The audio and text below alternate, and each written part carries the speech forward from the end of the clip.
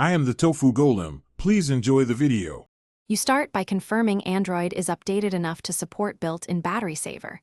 Make sure essential data is backed up. Once done, pull down Quick Settings or Open Settings and go to Battery. You want the battery saver panel visible. You should also glance at the current percentage and a quick battery usage list so you know which apps are heavy. This context helps you choose sensible limits and schedules before you enable any power-saving mode. You now configure the mode. Enable battery saver immediately to see effects or set an automatic turn on at a chosen percentage, for example 15%. Next, adjust app and system behavior, limit background activity, disable high accuracy location, reduce sync frequency, and turn off animation or high brightness boosts.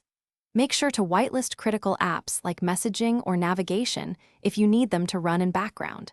You finish by monitoring how much battery life improves over the next 24 to 48 hours and tweak schedules or whitelists to suit your routine.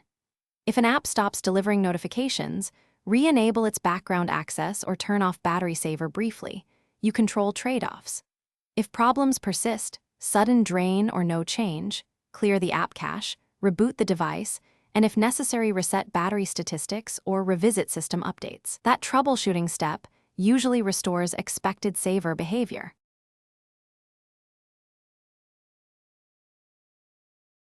Thanks for watching. Consider subscribing if we helped you today.